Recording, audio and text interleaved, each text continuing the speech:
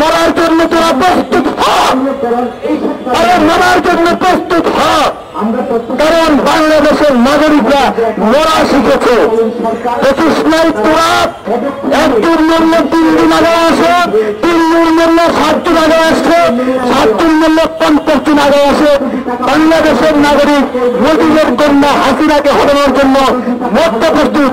আর তুই তো পাশের দেশ ভারত, সেই বিএসএফকে মারার জন্য আমরা প্রস্তুত না। আমরা ঘোষণা করেছি প্রত্যেককে বিএসএফকে হত্যার বিনিময়ে 2 লক্ষ টাকা করে প্রস্তুত পাবে। আছে কি কোনো বাঙালি প্রস্তুত? আছে কি কোনো ডাকাত প্রস্তুত? আছে কি কোনো ভারতের খুনি প্রস্তুত? বিএসএফ এর খুনিদেরকে নামাও, একটা একটা করে ফেরত 2 লক্ষ টাকা করে পুরস্কার নেবে আমার কাছ থেকে। ছাত্র সমাজের অবদানে, নাগরিকদের অবদানে আপনি বের হয়ে আজকে ভারতের দালালি করছেন।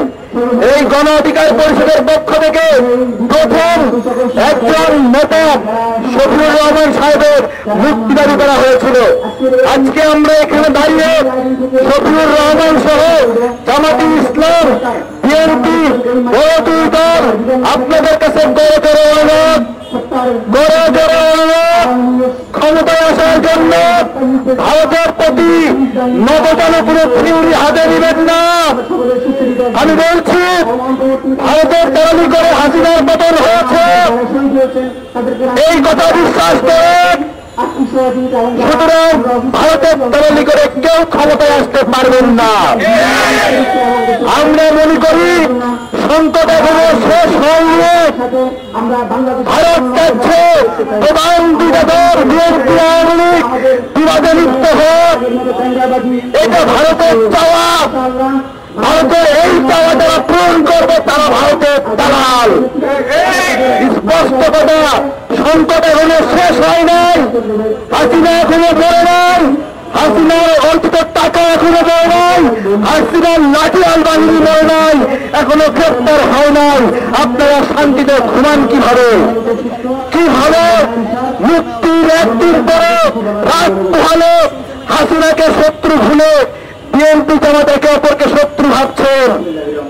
এই কথাগুলো বলছি, আমাদের আতঙ্ক হয়।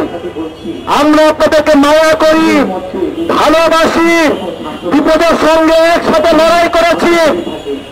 এখনো লড়াই শেষ হয় নাই। শেখ হাসিনার বিচার না হওয়া পর্যন্ত এই লড়াই শেষ হবে না। প্রিয় ভাইয়েরা, কথা বলছি ভারতের কথা বলছি। ভারত নাকি হিন্দু প্রধান দেশ, তাহলে স্বর্ণা দাস নামে কিশোরীকে হত্যা করল কেন? উত্তর দিতে হবে। বস্তুত এই মোদী সরকার, ভারতীয় সরকার, ভারতীয় বিরোধী দল, তারা মূলত হিন্দুরা, তারা একটা উগ্র গোষ্ঠী। এই উগ্র গোষ্ঠী না হিন্দু না মুসলমান কাউকে হত্যা করে না। ভারতকে বলছি, তোমরা কি জানো না বাংলাদেশের উপর কি অবস্থা হয় যখন তোমরা ওখানে মুসলিম নিধন করো? ওইখানে মুসলিমকে গরু খাওয়ার অপরাধে মেরে ফেলো। এইখানে কি হিন্দুরা বিপদে পড়ে না? তাহলে হিন্দুদের বিপদের জন্য ভারত কি দায়ী নয়? আবার বাংলাদেশ অস্থিতিশীল হলে ভারত বিপদে পড়ে না? এই ইকুয়েশন গুলো, এই গাধাগুলো বোঝে না। হাবু করে বলিদান দেবে, এখনো সত্য হয়নি।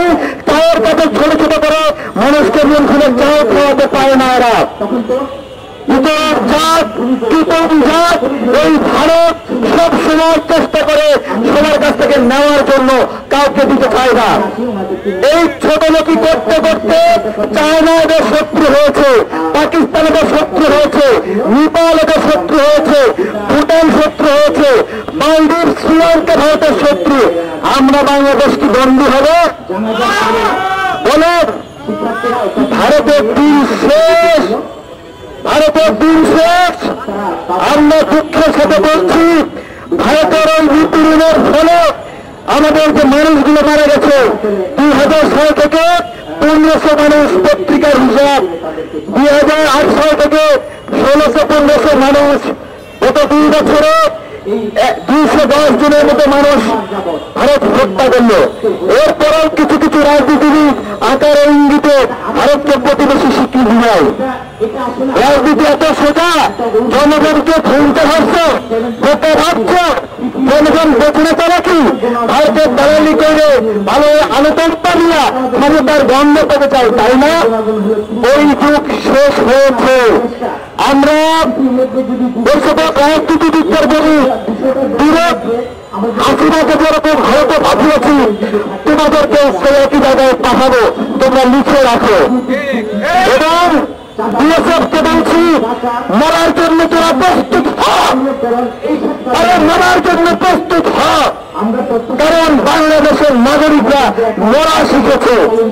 25 নাই তোরা একদিন মূল্য 3 দিন আগে আসে, 3 দিন মূল্য 7 দিন আগে আসছে, 7 দিন মূল্য 50 দিন আগে আসে। বাংলাদেশের নাগরিক মোদীদের কন্যা হাসিনাকে হটানোর জন্য মধ্য প্রস্তুত। আর তুই তো পাশের দেশ ভারত, সেই বিএসএফকে মারার জন্য আমরা প্রস্তুত না। আমরা ঘোষণা করেছি প্রত্যেককে বিএসএফকে হত্যার বিনিময়ে 2 লক্ষ টাকা করে প্রস্তুত পাবে। আছে কি কোনো বাঙালি প্রস্তুত? আছে কি কোনো ডাকাত প্রস্তুত? আছে কি কোনো ভারতের খুনি প্রস্তুত? বিএসএফ এর খুনিদেরকে নামাও, একটা একটা করে ফেরত 2 লক্ষ টাকা করে পুরস্কার নেবে আমার কাছ থেকে।